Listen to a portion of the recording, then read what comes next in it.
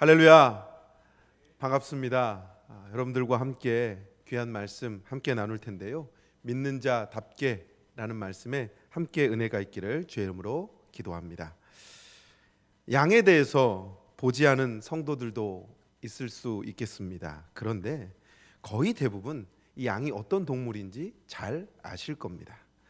우리는 양을 매우 긍정적인 동물로 인식하고 있어요. 저 사람은 양 같은 사람이야 라고 하면 어떻습니까? 그래, 난 온순한 사람이야, 순한 사람이야, 이렇게 이야기할 수 있어요. 무언가 순하디 순한 그런 정도로 이야기합니다. 그런데 성경의 배경이 되는 팔레스타인 지방 사람들에게 그 말은요, 욕으로 쓰여집니다. 참 이상하죠? 우리에게는 조금 긍정적인 의미인데 그들에게는 욕으로 쓰인다니 참 좀 그래요. 이유는 이렇습니다. 사실 양을 자주 대하는 사람들이 한결같이 말하는 것은 양은 정말 미련한 동물이라는 거예요. 양은 시력이 매우 약해요. 눈이 안 보입니다. 눈이 어두우면 귀라도 좀 밝아야 되는데 양은요, 이 귀, 청력도 약해요. 거기에 균형 감각, 그것도 제로라서 네 발을 가진 짐승들 중에 거의 유일하게 넘어지면 자신 혼자 스스로 일어나지 못하는 짐승이 바로 양입니다. 빠르지도 않아요. 오래 걷지도 못합니다. 게다가 이 양은요, 방향 감각도 거의 없어요. 또한 자신을 돌볼 뿔 같은 것도 나 있지 않습니다. 이 정도면 이 짐승 욕이 맞아 보일 수도 있겠습니다. 이런 양을 성경이 정의할 때 이렇게 얘기해요. 양이란 자신의 힘으로 혼자서는 살아갈 수 없는 존재. 그러니까 성경의 이야기는 양은 절대 혼자서는 못 사는 거예요. 양은 자신의 힘으로 길을 찾을 수도 없어요. 양은 자기가 혼자 할 수 있을 거라 혹여나 나가기라도 하면 끔찍한 일이 벌어질 수도 있겠죠. 그렇기에 양 옆에는 꼭 목자가 있어야 합니다.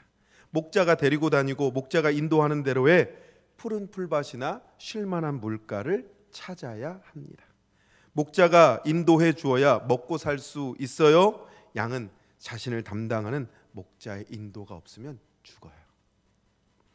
이사야 53장 6절에는 이렇게 기록되어져 있습니다. 우리는 다 양 같아서 그릇 행하여 각기 제 길로 갔거늘 여호와께서는 우리 모두의 죄악을 그에게 담당시키셨도다.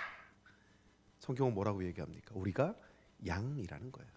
우리가 바로 자신의 힘으로는 혼자서 살아갈 수 없는 존재라고 명확하게 이야기하고 있는 거예요. 왜냐하면 우리는 우리의 길을 찾는 방향 감각도, 균형 감각도, 눈도 어둡고 혼자서는 살 수 없는 존재이기 때문에 이렇게 말하는 거죠. 다윗은 자신이 써내려가는 시편에 자신을 양에 비유하곤 합니다. 다윗은 그럴 때마다 강함과 능력을 말하는 것이 아니라 그가 양에 비유하는 말들은 미련함과 약함으로 대표되어집니다. 그는 자신의 정체성을 너무나도 잘 알았던 거죠. 혼자서는 살아갈 수 없는 존재. 오늘 말씀에 이렇게 얘기해요. 우리는 다 양 같아서 그릇 행하여 각기 제 길로 갔다. 이 구절을 읽으면서 어떤 분은 이렇게 생각할 수 있습니다. 하나님께서 나를 양같이 생각하시는구나. 이런 따뜻한 느낌을 경험하는 분들도 있을 수 있어요. 그런데 이 말씀은 앞에서도 말씀드렸지만 우리가 다 양 같아서 각각 제 길로 갔다라고 말하는 게 분명하겠죠. 이 말은 목자 없이는 아무데도 가지 못하는 그 양의 미련함을 기억하면서 이 말씀을 읽어야 한다라는 거죠. 그 말은 자신의 힘으로는 혼자서 살아갈 수 없는 존재임을 깨닫는 것, 그게 성도의 모습이라는 거죠. 이런 양, 아무것도 없이 미련하고 멍청하기만 해 보이는데 그 양에게도 한 가지 가지고 있는 것이 있어요. 무엇일까요? 저는 그것을 소신이라고 이야기해 보겠습니다. 소신이라는 것의 사전적인 의미가 이래요. 굳게 믿거나 생각하는 바. 그러니까 내가 소신을 가졌다라고 하는 것은 내가 굳게 믿는 거예요. 그리고 내가 그것을 생각하는 겁니다. 목자를 따라가야 사는데 소신껏 살고 싶어서 목자를 떠나 제 길을 가고자 합니다. 그것도 소신입니다. 자기의 주관과 믿는 바가 그것이기 때문이죠. 그러나 그런 양은 제대로 다시 그 우리로, 그러니까 자기가 원래 있던 우리로 혼자서는 절대 돌아오지 못하죠. 앞에서 말씀드린 대로 자기가 할 수 있는 것 없기 때문에 그렇습니다. 양이 자신만의 소신을 가지고 자기의 길을 찾아간다면 보이는 것은 낭떠러지 앞 절벽, 아니 절벽 앞 낭떠러지일 수 있습니다. 이 양의 앞길에 기다리는 것은 죽음밖에 없겠죠. 시편 23편 우린 너무나도 잘 압니다. 여호와는 나의 목자시니 내게 부족함이 없습니다. 여기서 가장 먼저 시작하는 단어가 이거예요. 여호와예요. 주어를 가장 맨 앞에 두었어요.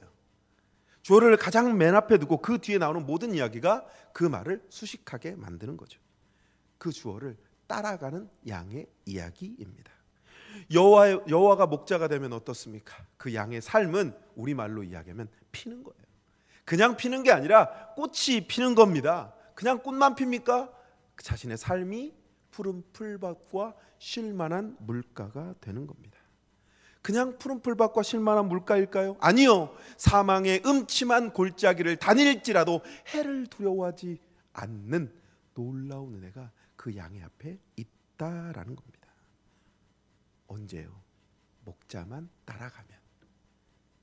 여호와, 그러니까 오늘 말씀의 주어로 되어져 있던 시편 23편의 주어로 되어져 있던 여호와만 따라가면 그 모든 것을 누릴 수 있다라는 것이죠.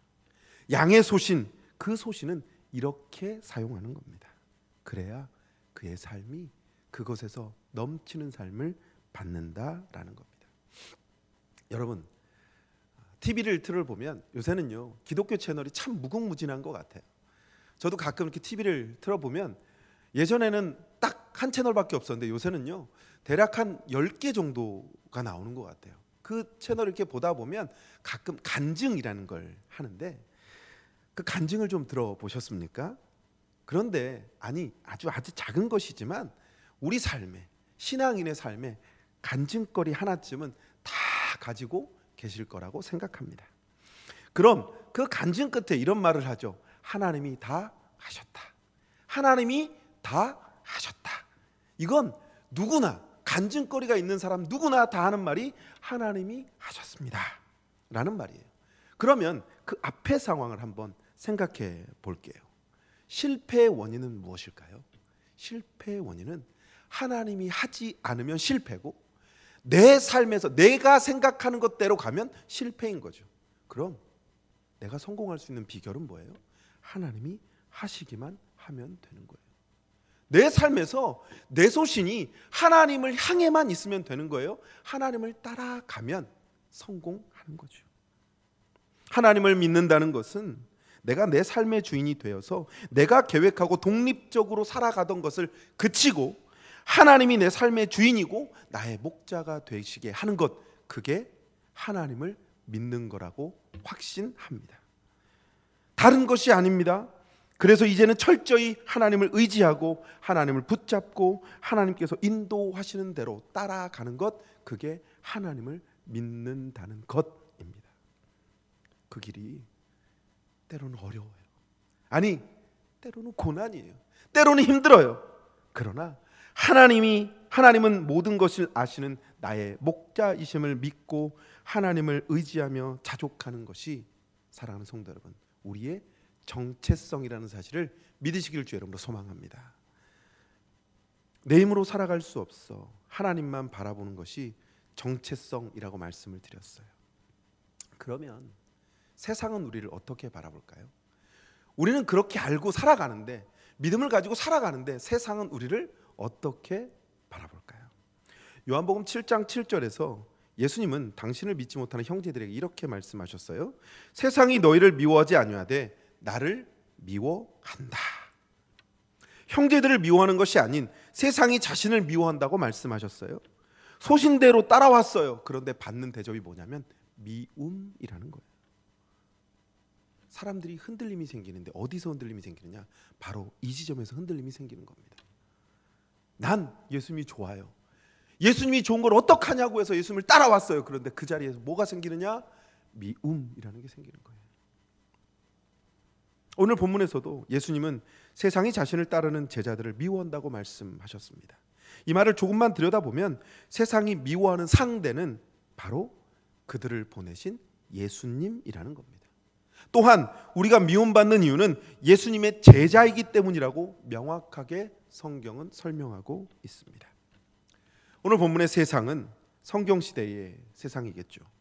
그때의 유대 권력자들과 그 추종자들을 가리키는 말이 세상입니다. 그들은 자신들의 기득권이 무너질 것을 염려합니다. 그래서요, 하나님을 믿는다고 하는데 메시아가 오는 것 바라지 않아요.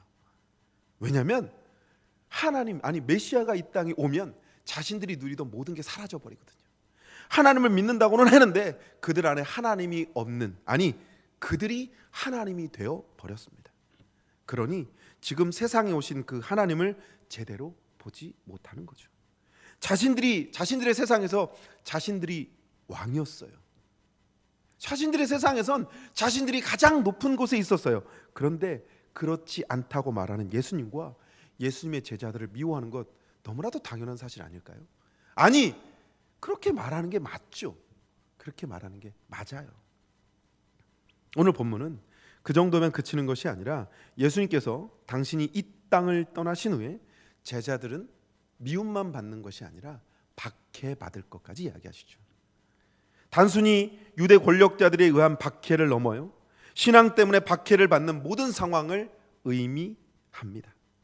이후에 그들은 유대인들 뿐에게 아니라 로마인들에게, 지금까지도 예수 믿는 사람들, 너무나도 우리는 참 좋은 세상에 살고 있죠. 우리 예수 믿는 것 때문에 핍박 받습니까? 예수 믿는 것 때문에 우리가 얼마나 고통당합니까? 그렇지 않습니다. 그런데 한번 눈을 돌려 보십시오. 여전히 예수 믿는 것 때문에 핍박받고 박해받는 사람들이 있습니다. 왜요? 예수님이 좋아서 따라간 것뿐인데 왜 미움이 남을까요? 세상이 미워하는 이유는 단순해요. 그죠? 우리가 자신들과 동일한 곳을 바라보지 않기 때문입니다. 세상에서 그들이 왕이 되어야 하고 그들이 왕이 된 것, 그들의 소신대로 살아가는 것이 맞는데 우리는 그것을 바라보지 않고 하나님을 바라보기 때문에 우리는 미움을 받는 겁니다. 그들처럼 소신을 자기의 삶에 무언가 나은 것을 위해서 사용하는 것이 아니라 예수님을 믿는 것에 우리의 소신을 사용하기 때문이죠.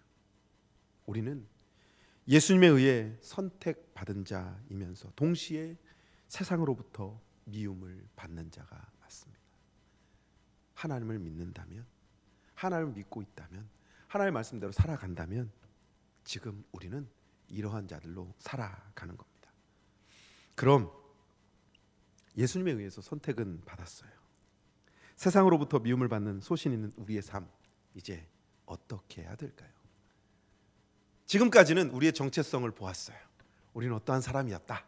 우리는 어떠한 사람을 살아간다. 그리고 세상이 우리를 어떻게 보았느냐, 이 이야기를 말씀드렸습니다. 이제 세 번째로, 그럼 그러한 자가 된 우리의 마음, 우리의 생각은 어때야 할까요? 사무엘상 16장에 가면 하나님이 다윗을 세우는 장면이 등장하세요. 당시 사울이 이미 왕이었습니다. 그런데 하나님이 사울을 버리셨어요. 그리고는 다른 사람을 세울 것을 사무엘에게 말씀하셨죠. 그리고 하나님은 이러한 일을 위해서 사무엘을 베들레헴 이새의 집으로 향하게 하십니다. 베들레헴에 사무엘이 갔어요. 그랬더니 당시 베들레헴에 있던 모든 장로들이 벌벌 떨어요. 왜냐하면 사무엘은 사울 이전에 이스라엘의 큰 자였어요.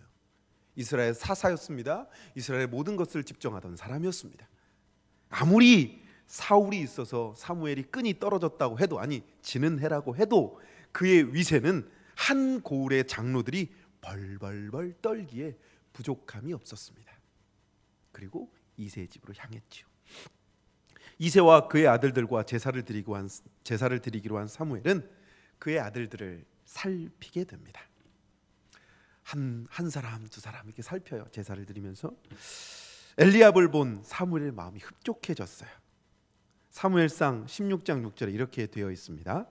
그들이 오매 사무엘이 엘리압을 보고 마음에 이르기를 여호와의 기름 부으실 자가 과연 주님 앞에 있도다 하였더니. 사무엘도 사람이잖아요. 사람이니까 그 용모를 보죠. 그리고 와, 마음에 들어하는 겁니다. 사무엘은 생각했겠지요. 야, 하나님은 역시 또 이렇게 멋진 자를 사용하시는구나. 그런데 바로 뒷절 7절에 하나님이 즉각적으로 그런 마음을 먹은 사무엘에게 즉각적으로 말씀하십니다. 내가 보는 것은 사람과 같지 아니하니 사람은 외모를 보거니와 나 여호와는 중심을 보느니라. 아니 왜 그럴까요? 용모 멋지면 좋잖아요. 뭔가 잘해 보일 거 아니에요. 사울의 잘못이 용모였나요? 사람들은 그의 용모에 환호했습니다. 그의 잘남에 모두가 무릎을 조아렸죠. 그럼 무엇이 문제였을까요? 사랑하는 성도 여러분, 하나님은 중심을 보시는 분이라는 겁니다. 결코 하나님을 속일 수 있는 사람은 이 땅에 없습니다. 그러나 우리는 그것을 알면서도 계속 악한 죄를 짓습니다. 사람의 눈은 피해도 하나님의 눈은 피할 수 없다라는 걸 알아요. 알지만 말도 해요. 그러나 그 말씀을 지키지 못하죠. 죄가 죄의 사슬로 강하게 얽매고 조여오는데 우리는 잠깐의 쾌락에 무너지게 되는 겁니다. 이 땅에서 우리는 그래요. 또 하나, 사사기 말씀을 보면 계속해서 범죄하는 이스라엘 백성들의 모습이 등장합니다. 그들이 몰라서 범죄했을까요? 가나안에 들어오기 전에 이스라엘 백성은 광야에서 40년 동안 모세와 함께 하나님의 말씀을 공부합니다. 우리가 읽고 있는 창세기의 저자가 모세라는 사실을 인지한다면 하나님이 그들에게 역사하시는 은혜 아마 무궁무진했을 겁니다. 모세는 어떻게 그 모든 것을 설명했을까요? 하나님의 은혜 아니면 불가능한 일 아닐까요? 창세기는 하나님이 창조하신 그 세상을 살아가는 그 모든 사람들, 아담으로 말미암아 아담으로부터 야곱에 이르는 그 사람들의 이야기가 창세기에 기록되어져 있습니다. 다시 한번 말씀드리면 하나님이 창조하신 세상을 살아가는 사람들의 이야기가 창세기입니다. 지금 우리는 하나님이 창조하신 세상을 살아가는 사람들과 동일하게 그 시대를 살아가는 사람들이죠. 그들에게 하나님이 말씀하시는 것이 무엇일까요? 하나님은 계속 이렇게 말씀하세요. 계속해서 죄와 벗하지 말고 하나님과 벗하는 삶을 살기를 원하고 계십니다. 여전히 하나님의 관심은 다른 곳에 있는 것이 아니라 하나님을 믿는 우리에게 있다고 말씀하십니다. 우리 삶에서 다른 것이 1등이 아니라 하나님이 1등인 삶을 살면 된다고 말씀하십니다. 사랑하는 성도 여러분, 하나님은 사무엘 시대도 창세기의 시대에도 여전히 우리에게 말씀하고 계십니다. 그럼 우리는 이 땅에서 다른 것이 아니라 하나님이 우선시 되는 삶, 하나님을 목자로 두고 사는 삶, 그러한 삶을 살기만 하면 세상에서 미움받더라도 우리의 정체성을 지킬 수 있다고 말하는 것이 오늘 우리가 함께 읽게 된 이 말씀의 의미라는 겁니다. 하나님이 우리의 목자시라면 우리는 죄 가운데 살 수 없습니다. 죄의 습관을 아직도 끊어내지 못하는 것은 죄의 강한 유혹에만 문제가 있는 것이 아니라 나의 신앙에도 문제가 있는 것입니다. 어쩌면 종교 생활에 그치고 주님을 믿지 않을 수도 있습니다. 기도한다고 예배만 드린다고 주님을 믿는 것 아닐 수 있습니다. 사랑하는 성도 여러분, 사람은 속일 수 있습니다. 사람의 눈은 어떻게든 속여버릴 수 있습니다. 그러나 하나님은 속일 수 없다는 사실을 믿으시길 주의 이름으로 소망합니다. 아무리 열심히 예배 드려도, 아무리 열심히 내가 모든 것을 다 할지라도 내 중심 되어지고 내 용모만 드러나고 나의 것만 드러난다면 하나님 그 예배 받지 않으실 수 있습니다. 벌써 코로나19의 여파로 한 달째 영상으로 예배를 드리고 있습니다. 많은 성도들에게 연락을 받습니다. 목사님, 언제부터 예배 드릴 수 있어요? 목사님 잘 계시죠? 목사님 얼굴이 안 나와요. 참 저희도 마음이 참 불편하기도 하고 참 어렵습니다. 그런데요, 그 뒤에 꼭 이렇게 말씀하세요. 저 교회 가서 예배드리고 싶어요. 안 그러실까요? 저도 그런데요. 저도 군대 있을 때 잠깐 정말 예배드리지 못하게 하는 그 시간 잠깐 빼고 예배당에서 예배를 드려보지 않은 적이 없습니다. 늘 예배당이 집이었고 예배당에서 늘 살았습니다. 예배를 준비하고 모니터의 앞에 앉아 있습니다. 그런데 참 힘들고 어색한 것이 현실입니다. 사랑하는 성도 여러분, 그럼 이 시기는 왜 왔을까요? 왜 이런 일들을 우리가 겪을 수밖에 없을까요? 미국의 유명한 지휘자 레너드 번스타인이라는 사람이 있습니다. 이 사람이 이러한 질문을 한번 받았어요. 오케스트라를 지휘할 때 가장 까다로운 악기가 무엇입니까? 그랬더니 이 레너드 번스타인이 이렇게 얘기해요. 세컨드 바이올린이 가장 어렵습니다. 퍼스트 바이올린을 잘 연주하는 사람은 참 많아요. 그리고 퍼스트 바이올린과 똑같은 열정을 가지고 세컨드 바이올린을 연주하는 사람은 참 드뭅니다. 만약 아무도 세컨드 연주자가 되기를 원치 않아서 퍼스트 연주자의 음에 화음을 입혀주지 못한다면 제 아무리 훌륭한 작곡자나 지휘자가 나온다 한들 아름다운 음악을 만들어내기는 불가능할 것입니다. 저는 이 글을 읽으면서 지금 우리의 상황을 다시 한번 생각해 보게 되었습니다. 지금까지는 하나님이 울려주시는 퍼스트 바이올린에 우리의 소리가 묻혔을지 모릅니다. 우리가 내는 안 좋은 소리가 들리지 않았을 수 있겠습니다. 그런데 지금 이 시기에 우리가 내는 세컨드 바이올린의 소리가 들려져야 합니다. 퍼스트 바이올린의 화음을 잡아줄 만한 그런 소리가 우리에게서도 들려야 합니다. 동일한 화음을 만들어내는 시기가 되었습니다. 그럼 어떻게 해야 될까요? 앞에서 말씀드렸습니다. 우리의 목자는 여호와라고, 그분을 따르는 소신이 우리에게서 보이면 되는 것입니다. 나는 죽고 예수가 사는 것이 기독교입니다. 기독교의 핵심은 내가 죽는 겁니다. 나 중심으로 기도하는 것이 아니라 하나님의 은혜를 생각하며 하나님의 그 기쁨을 생각하며 살아가는 것이 기독교 정신입니다. 하나님은 중심을 보십니다. 하나님은 속지 않으십니다. 말씀을 정리해 보겠습니다. 우리는 양이에요. 우리는 양이어서 각각 제 갈 길 가기에 급급합니다. 저기가 맞겠지라고 하면서 목자가 가라고 해도 아무리 목자가 막대기로 쳐도 저게 맞다고 생각하고 막 달려갑니다. 그런데 그 끝에는 낭떠러지가 기다리고 있을지 모릅니다. 혹 내가 내 삶을 좋게 만들기 위해서 하나님 안 계셔도 된다고 생각할지도 모르겠습니다. 내 삶의 주인은 나라고 생각할 수도 있습니다. 예수님은 멋들어진 성전을 바라보는 제자들에게 이렇게 말씀하셨습니다. 내가 이 큰 건물들을 보느냐? 돌 하나도 돌 위에 남지 않고 다 무너뜨려지리라. 사랑하는 성도 여러분, 하나님의 교회는 절대 실패하지 않습니다. 이 잠시의 이러한 일을 지나가지만 하나님의 교회는 절대 무너지지 않습니다. 우리가 세운 것이 아니라 하나님이 세우셨다면 이 잠깐의 시간도 하나님이 은혜로 만들어 가시리라 믿습니다. 주일 설교를 듣고 헤세드에 있는 한 청년과 톡으로 이야기를 나누었습니다. 그래서 얼마나 힘들어요. 회사의 문제, 앞으로 진로의 문제, 삶의 문제, 이런 모든 것들이 막 커 보인다는 겁니다. 안 그럴까요? 지금 모든 것이 무너져 보이는 것이 그 청년만의 문제이겠습니까? 그런데 그 청년이 설교 중에 은혜 받은 것을 말하는데 이렇게 말하는 거예요.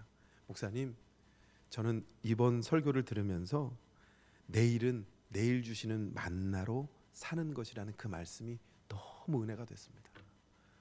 사랑하는 성도 여러분, 우리 눈엔 지금 것만 커 보이죠.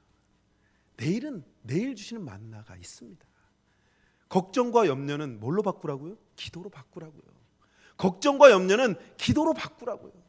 걱정과 염려를 아무리 해봐야 죄송한데요, 다른 것 생기지 않습니다. 우리는 그 걱정과 염려를 기도로 바꾸어 가야 할 것입니다. 성경에 다 나와 있습니다. 많은 믿음의 선진들이 간증했습니다. 이러한 힘든 때, 어려운 때 뭐 해야 된다고요? 하나님 앞에 나아감, 나와 하나님의 관계를 온전히 세우는 것, 내 정체성을 올바로 알아가는 것, 그 소신을 어떻게 세워가야 하는 것, 그것이 지금 우리에게 필요한 것입니다. 지금이라도 당장 문을 열고 모든 성도들을 맞을 수 있습니다. 그러나 지금 교회는요, 그런 것들을 할 게 아니라 우리의 삶, 우리가 정말 하나님을 어떻게 믿고 살아가고 있는지를 올바로 정립하는 시간, 그래서 세상에서 빛과 소금의 역할을 잘 감당할 수 있는 성도가 되어지는 시간, 재련하는 시간이라고 생각하시기를 바랍니다. 사랑하는 성도 여러분, 끝은 있습니다. 끝은 있습니다. 끝이 옵니다. 그리고 다시 이곳에서 함께 기쁘게 찬양하며 하나님께 영광 돌리는 그날 반드시 옵니다. 그러나 그 이후의 삶에도 지금과 같은 시간이 또 올 수 있습니다. 그러할 때 우리는 어떤 모습을 보여야 할까요? 오늘 설교의 제목처럼 믿는 자답게, 크리스찬답게, 하나님의 백성답게, 목자를 따르는 양답게 묵묵히 그 삶을, 세상의 유혹 시험이 나를 넘어뜨리려 할지라도 나는 하나님만 바라며 하나님의 은혜대로 살아간다고 고백할 수 있는, 내일 주시는 만나를 기대하며 하나님 백성답게 살아갈 수 있는 사랑하는 모든 성도님들의 삶이 되시기를 예수님의 이름으로 축원합니다.